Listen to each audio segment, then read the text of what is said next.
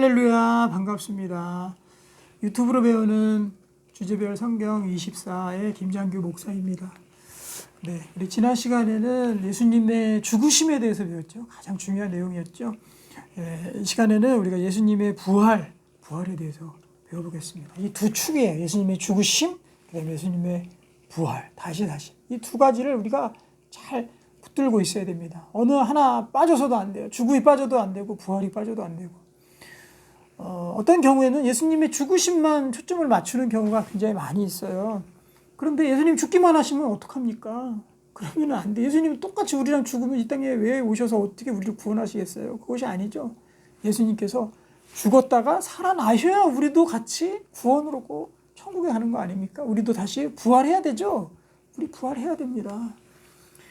계속해서 누누이 제가 강조하는 것이 2과부터 그렇죠. 우리가 죄로 인해서 우리가 죽는다. 땅속에 들어가고 묻혀서 이 영혼의 우주의 시간 속에 단지 50년, 100년 살려고 이 땅에 와서 어디로 와서부터 오는지 어디로 가는지도 모르고 이렇게 살다 죽는 거. 우리가 부활 못하고 여기서 끝이라 그러면 얼마나 비참한 인생이에요. 그렇지 않습니까? 네. 그래서 예수님께서 부활하신 거예요. 그 동일한 부활을 우리에게 주시기 위해서. 우리 잠시 기도하고 시작하겠습니다. 하나님 아버지, 예수님의 부활의 의미가 우리의 삶에 그대로 적용되게 해주시고 부활의 능력으로 우리가 살아갈 수 있도록 도와주시고 누구보다도 우리가 부활을 믿고 따라갈 수 있도록 인도해 주시옵소서. 이 시간도 우리 귀한 우리 성도님들의 눈과 마음을 열어주셔서 이 부활이 그대로 믿어지게 하여 주시고 부활의 신앙으로 거듭나는 시간 되도록 인도해 주시옵소서. 예수님의 이름으로 기도합니다. 아멘.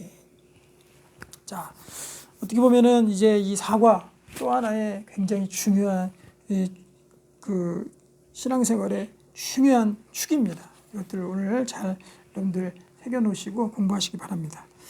자, 여기 나눈 문제 있는데요. 사람이 부활할 수 있다고 생각합니까? 네, 우리 공동체에서 또 소그룹에서 교회에서 여러분들 지체들하고 한번 나눠보시기 바랍니다. 아마도 이 의견이 분분할 것 같은데 공부 이후에 다시 한번 생각해 보기를 바라겠습니다. 자, 1번 문제부터 볼까요? 예수님은 어디에서 부활하셨습니까? 예수님께서 십자가에 돌아가셨습니다. 우리 지난 시간까지 배웠는데, 자, 마가복음에 보면은 무덤에 들어가서 흰옷 입은 한 청년이 우편에 앉은 것을 보고 놀라매 여인들이 갔습니다. 예수님의 무덤으로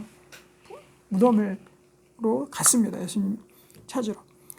청년이 이르되 놀라지 말라. 너희가 십자가에 못 박히신 나사렛 예수를 찾는구나. 그가 살아나셨고 여기 계시지 아니하니라. 보라, 그를 두었던 곳이니라. 이 무덤에 있는 한 청년은요, 다른 복음서에는 천사로 묘사하고 있습니다. 한 천사가 이야기한 거예요. 여인들이 가서 예수님의 이제 시신을 찾으려고 갔는데 시신이 없었어요. 무덤 문이 열려 있었습니다. 봉인해 놨는데. 그런데 바로 그때 천사가 나타나서 너희가 왜 산자를 죽은 무덤에서 찾느냐. 예수 그리스도께서 예수님께서 살아나셨다고 선포하고 있는 겁니다. 무덤에서 3일 만에 죽으신 지 3일 만에 새벽에 예수님께서 다시 부활, 새로운 삶으로 새 생명으로 부활하셨다라는 거예요. 엄청나게 놀라운 사건이죠. 자, 우리 2번 문제 보겠습니다.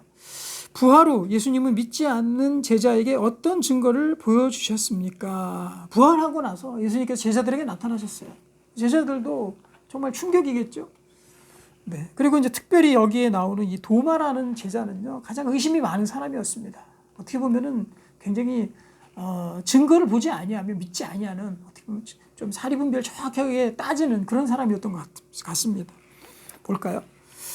이 말씀을 하시고 손과 옆구리를 보이시니 제자들이 주를 보고 기뻐하더라. 도마에게 이르시되 내 손가락을 이리 내밀어 내 손을 보고 내 손을 내밀어 내 옆구리를 넣어보라. 그리하여 믿음 없는 자가 되지 말고 믿는 자가 되라. 예수님의 부활 이후에도 옆구리에 아마도 이 창자국, 그 로마 군사가 찔렀던 그 창자국이 남아있었던 것 같습니다. 그래서 이 손을 봐라. 못자국도 남아있었겠죠. 그래서 못 믿는 도마에게 나타나셔서 예수님께서 야, 손을 한번 봐라. 내 못자국을 봐라. 그리고 내 창자국을 봐라 하고 실제적으로 그렇게 친절하게 예수님께서 알려주셨습니다. 예수님께서 책망하지 않으셨어요. 넌 그렇게 못 믿냐? 내가 부활한다고 예언까지 했는데 너는 못 믿니? 이렇게 책망하지 않으시고 실제로 넣어보고 만져보라고 그렇게 말씀하셨습니다. 부활이라는 것은요, 그냥 우리가 막연하게 믿는 그런 막연한 신앙이 아니에요. 실제로 도마는 그 손을 만져보고 또 창자국을 만져보고 믿게 되었죠. 그도 마찬가지입니다. 우리도 마찬가지. 우리는 실제적으로 예수님의 육체를 만질 수는 없겠지만 예수님께서 살아계심을 우리가 체험할 수 있습니다. 여러 예수님의 이러한 예언들과 또 약속들을 통해서 이 우리의 삶 가운데 예수님의 손길을 점점 우리가 느끼게 되죠. 나중에 더 많이 공부하게 되겠지만 그러면서 마치 손을 만지고 또 우리가 창자국을 만지는 것처럼 그렇게 실생활에 예수님의 손길을 우리가 느끼며 살아가는 것이 우리의 신앙생활인 것입니다. 막연한 생활이 아니에요. 그리고 이 부활이라는 것도요, 처음에는 믿지 못하는 게 굉장히 많습니다. 그리고 심지어는 교회 다니고 믿음이 있다는 사람들도 예수님의 이 부활만큼은 못 믿겠다는 사람들도 있어요. 하지만 부활이 없다면 가정하고 생각해 본다면요, 부활을 믿을 수밖에 없습니다. 마지막 문제 나오는데 그것까지 한번 살펴보겠습니다. 자, 3번 문제 보겠습니다. 예수님을 누가 부활시켰습니까? 예수님 누가 부활시켰죠? 하나님께서, 아버지이신 하나님께서 부활시키셨죠. 여러분들이 말씀과 해답, 짧은 해설들이 있는데 이것들 보면서 직접 또 풀어보시기 바라겠습니다. 자, 4번. 예수님의 부활이 의미하는 것은 무엇입니까? 이것이 중요하겠죠. 예수님의 부활. 우리 3과에서도 살펴보았듯이 우리 고린도전서 15장 20절 볼까요? 그러나 이제 그리스도께서 죽은 자 가운데서 다시 살아나사, 이제 죽은 자 가운데서 부활하셨다라는 거죠. 그것이 의미가 뭐냐? 잠자는 자들의 첫 열매가 되었도다. 잠자는 자들의 첫 열매, 이게 무슨 소리입니까? 잠자는 자들의 첫 열매. 여기서 성경에서 잠잔다라는 건요, 흔히 죽은 상태를 잠잔다라고 많이 표현하고 있어요. 그래서 예수님께서 죽은 자들의 첫 열매가 되셨다라는 거예요. 첫 열매라는 건 뭡니까? 죽은 사람들이 부활할 것이라는 첫 신호탄이 되는 거죠. 이 역사상에 죽었다가 다시 산 사람 아무도 없었습니다. 그런데 예수님께서 2000년 전에 십자가에 돌아가셨다가 부활하시고 다시 살아난다. 너희들은 다시 살아날 것이다 라는 첫 신호를 우리에게 알려주신 거예요. 그것이 바로 잠자는 자들의 첫 열매라는 뜻이죠. 그래서 죽은 자들의 첫 번째 사람, 산 사람, 부활하는 사람, 첫 번째 부활하신 분으로 여러분들이 적어 놓으시면 되겠습니다. 죽은 자들의 첫 번째 부활한 사람, 그 분이 바로 예수 그리스도라는 거예요. 그러면 예수님께서 부활하신 첫 열매라면은 우리도 부활하겠습니까? 안 하겠습니까? 우리도 부활한다는 거예요. 다 부활한다는 거. 예수님께서 첫 번째 열매셨고 우리는 그 이후에 이제 부활할 사람들입니다. 부활을 기다리고 있는 거지. 자, 5번 문제 보겠습니다. 5번 문제 재미있는 문제죠. 부활의 증인들은 누가 있었습니까? 자꾸만 이 성경에서는요, 이 도마의 사건처럼 자꾸만 이 증거들을 내세웁니다. 실제로 만져보고 그리고 또 증인들이 누가 있었는지 이런 것들을 낱낱이 보여주고 있어요. 부활이라는 것은 정말 역사적 사실이라는 거죠. 여러분들 5번 문제 쉽습니다. 한번 여러분들이 쭉 누가 있었는지, 부활의 증인들이 누가 있었는지 한번 찾아보시길 바라겠습니다. 자, 6번 문제 보겠습니다. 6번. 예수님은 부활하신 후 어떻게 승천하셨습니까? 자, 부활 이후에 예수님께서 뭐 또 사시다가 또 돌아가셨나요? 그런 거 아니죠. 부활하시고 40일 동안 이 땅에서 사역하셨습니다. 그리고 제자들을 만나고 많은 사람들을 만났습니다. 그리고 5번 문제 나오는 것처럼 500 형제에게 일시에 모였어요. 그리고 나서 예수님께서는 하늘로 승천하신 거죠. 승천하신 거. 사실 하늘로 승천했다, 이런 것도 못 믿는 사람 많아요. 하지만 그 근본적인 사고가 잘못되어 있는 거예요. 출발이 어디입니까? 우리가 맨 1과에 제일 먼저 무슨 문제부터 풀었어요? 1과. 자, 세상 만물은 누가 창조했습니까? 그렇죠? 누가 천지 만물을 만들었습니까? 여기서부터 출발했잖아요. 우리가 1번 문제 첫 과에서. 여기가 출발점이에요. 그러면 하나님께서 또 예수님께서 이 세상 우주 만물을 만드시고 인간도 만드시고 하늘의 해와 달, 바다, 지구 모든 것들을 만드셨는데 예수님께서 물 위를 걸으시고 그리고 승천하신다? 이런 것들이, 그런 것들은 못 믿을 문제입니까? 그것이 아니죠. 우주 만물을 만드셨는데 어찌 이런 것들이 우리가 믿지 못할 그런 어려운 일이 되겠습니까? 또 예수님께 어려운 일이 되겠습니까? 그거 아니죠. 자, 우리 맨 끝에 부분 보면요. 사도행전 1장 11절이죠. 이 예수는 하늘로 가심을 본 그대로 오시리라. 하늘로 이렇게 승천하셨습니다. 그때 제자들이 밑에서 쳐다보고 있는데 두 천사가 또 나타났습니다. 그래서 말한 거죠. 왜 하늘을 쳐다보고 있느냐? 바로 너희 가운데 하늘로 올라가신 이는 이 예수는 하늘로 가심을 본 그대로 오시리라. 그대로 오실 것이다. 예수님께서 승천하실 때 천사들이 이야기했습니다. 알려줬어요. 예수님께서 그대로 하늘로 가신 모습 그대로 이 땅 가운데 재림하실 것이다 라고 그렇게 고지하고 있는 것입니다. 그렇게 승천하신 거죠. 자, 7번 문제 보겠습니다. 우리가 죽은 이후에 누가 우리를 다시 살리십니까? 자, 예수님께서 죽으신데 누가 살리셨죠? 우리가 하나님이 살리셨다고 우리 앞부분에서 3번 문제에서 우리가 공부했습니다. 하나님께서 죽은 자 가운데서 예수님 살리셨다. 하나님께서 우리도 동일하게 살리실 것입니다. 우리 로마서 8장 11절 보면은 예수를 죽은 자 가운데서 살리신 이의 영이 너희 안에 거하시면, 이의 영은 여기에 적어 놓으십시오. 바로 성령님입니다. 성령님, 성령. 우리가 성령님에 대해서는 뒤에 부분에 가서 다시 공부할 것입니다. 자세하게 공부할 것입니다. 성령님이 우리 안에 거하신답니다. 그리스도 예수를 죽은 자 가운데서 살리신 이가, 여기에서 살리신 이는 누구입니까? 여러분 적어 놓으십시오. 이분은 하나님. 하나님. 그렇죠? 예수를 죽은 자 가운데서 살리신 이. 3번에서 공부했잖아요. 하나님. 너희 안에 거하시는 이의 영으로 말미암아. 너희 안에 거하신 그의 영은 누구입니까? 이분이 바로 성령님이죠. 성령님. 적어 놓으시기 바라요. 성령님. 성령으로 말미암아 너희 죽을 몸도 살리시리라. 너희 죽을 몸도 살리시리라. 다시 부활시키실 것이다.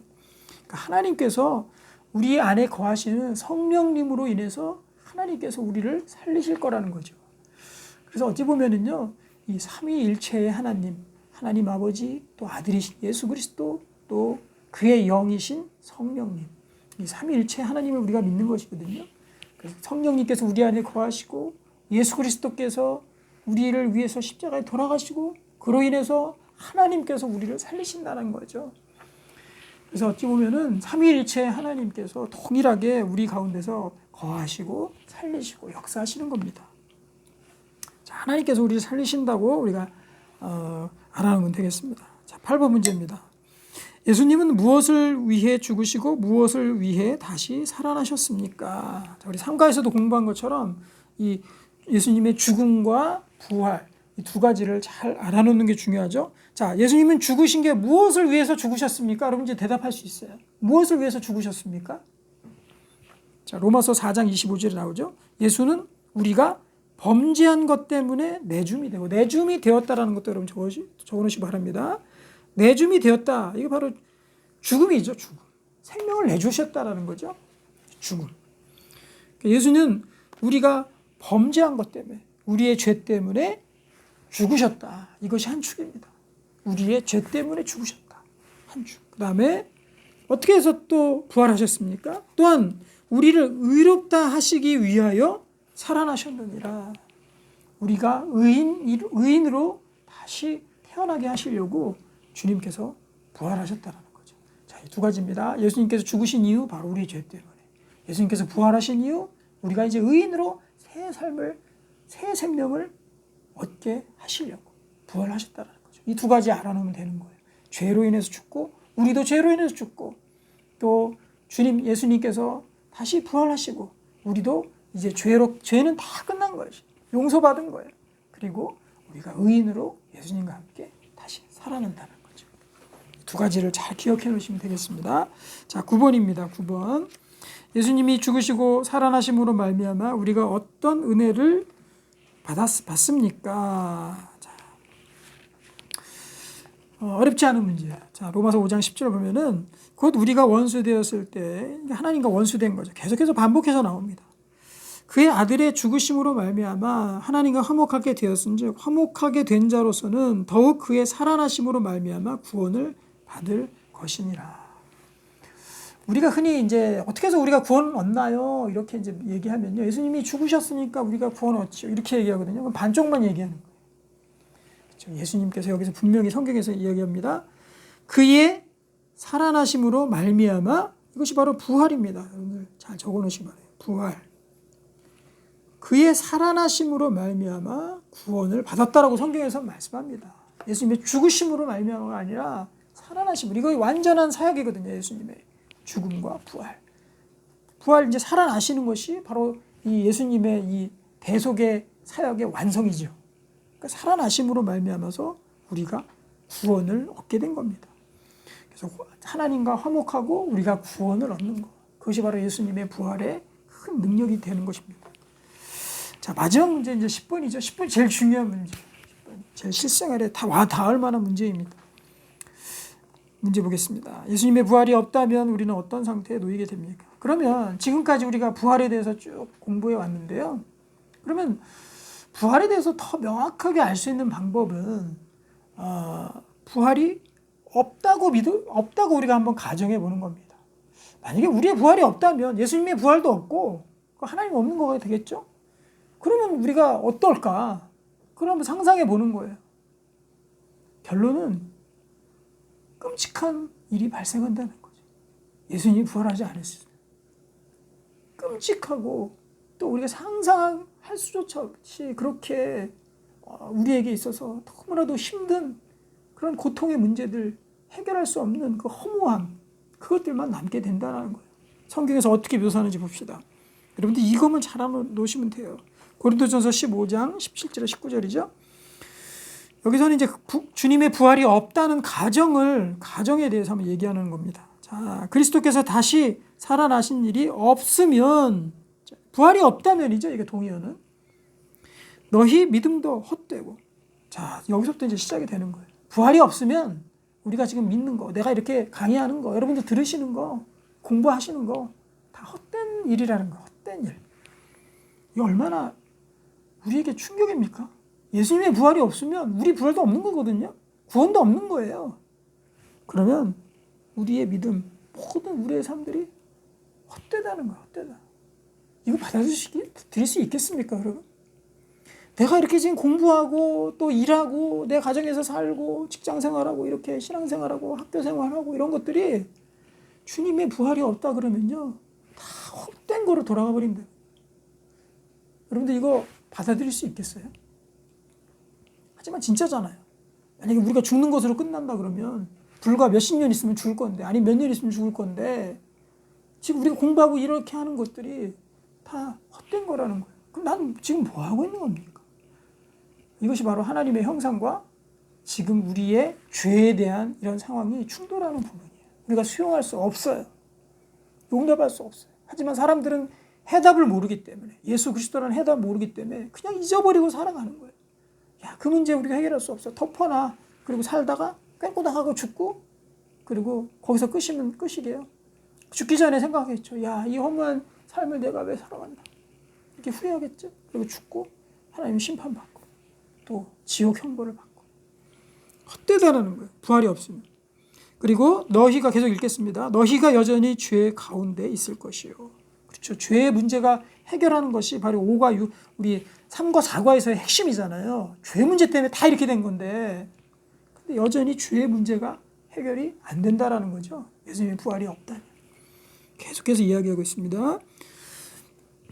또한 그리스도 안에서 잠자는 자도 망하였으리니. 잠자는 자는 누구라 그랬죠? 성경에서 죽는 자. 비유적으로 표현한 거예요. 죽은 자들도 다 그냥 그것으로 끝나버린다라는 거예요. 지금까지 인류의 역사상 태어난 사람 한 몇억 명 정도 될까요? 어마어마하게 많겠죠. 지금도 뭐 70억, 80억 이렇다 그러는데 그 많은 사람 죽고 다 끝난다라는 거예요. 다 망했을 거죠. 부활이 없으니까 다 끝난 거죠. 그리고 만일 그리스도 안에서 우리가 바라는 것이 다만 이 세상의 삶뿐이면, 이 세상에 부활이 없다라는 것 동의어가 뭐냐면 이 세상이 끝이라는 것. 이 세상의 삶뿐이면 모든 사람 가운데 우리가 더욱 불쌍한 자이리라. 이것이 오늘의 결론입니다. 만약에 부활이 없다면 이 세상 삶이 끝입니다. 이 몇십 년의 삶. 그러면 우리가 참 불쌍한 사람이 될 수밖에 없다는 거죠. 뭘 위해서 그렇게 우리가 공부하고, 뭘 위해서 우리가 돈을 벌고, 뭘 위해서 우리가 사랑하고 그렇게 삽니까?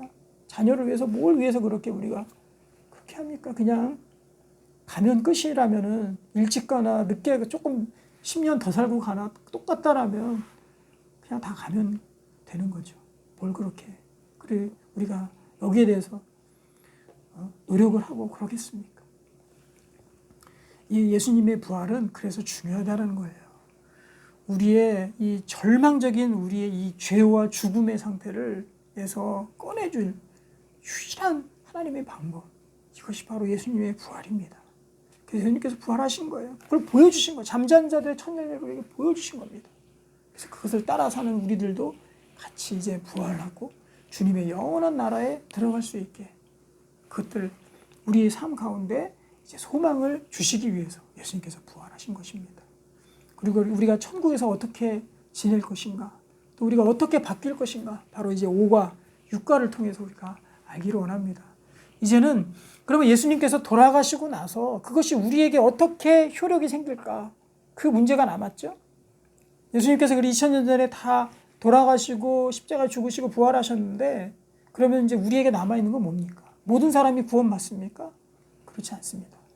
예수님께서 그렇게 중요한 사역을 하셨는데 여전히 그것들을 믿지 못하고, 이 선포되는 복음 믿지 못하고 여전히 하나님 거부하는 사람에게는 그 효력이, 예수님의 십자가 효력이 해당 사항이 없습니다. 아직도 거부하는데. 그래서 이 다음에 남은 것은 무엇이냐? 바로 예수님께서 우리를 위해서 죽으셨다라는 거, 부활하셨다라는 것을 마음이 믿고 우리가 예수님을 우리 마음속에 마음문을 영접하는 거예요. 영접하는 거. 예수님을 나의 구주로 모셔드리는 겁니다. 그것이 남아있는 거죠. 그것이 바로 우리 5과의 내용입니다. 이 5과의 내용도 더없이 가장 중요한 부분이니까 여러분들이 잘 마음에 새겨놓으셨으면 좋겠습니다. 예수님의 부활 너무나도 귀한 것입니다. 우리 사망의 몸에서 구원할 유일한, 이 세상 가운데 누구도 행하지 못한 그 귀한 일들을 예수님께서 부활을 통해서 하셨습니다. 여러분, 이것들을 믿고 이제 정말 죽음만 바라고 아무 이유 없이 사는 것이 아니라 우리가 부활을 믿고 정말 하나님의 뜻대로 살아가는 그런 사람들 되시기를 소망합니다. 우리 나눔의 문제들 있죠? 부활의 능력이 나의 삶을 어떻게 변화시킬까? 여러분 생각해 보시기 바라요. 그 전까지는 아무것도 모르고 그냥 살았어요. 이제 부활의 능력은 나를 새 삶으로 이끌어 줍니다. 그리고 이제는 삶에 의미가 생겼어요. 예전에 의미가 없었어요. 좀 있으면 죽을 거니까 뭐 그렇게 의미가 있습니까? 다 죽을 건데. 근데 이제는 부활을 믿게 되는 우리의 삶이 새로운 의미가 생긴 겁니다. 여러 가지로 우리가 나눠볼 수 있겠죠? 공동체에서 같이 나누시기를 바라겠습니다. 기도하고 마치겠습니다. 하나님 아버지, 이 부활의 능력이 우리의 삶 변화받게 하여 주시고, 이제 부활의 소망을 품고 살아가게 하여 주시고, 더욱 불쌍한 자들처럼 이렇게 아무것도 모르는 상태로, 하나님도 모르고 부활도 모르고 아무것도 모르는 상태로 살다 죽는 그런 불쌍한 인생 되지 아니하도록 주님께서 우리 모든 성도들 주님께서 지켜주시기를 원합니다. 예수님의 이름으로 기도하옵나이다. 아멘. 네, 수고하셨습니다.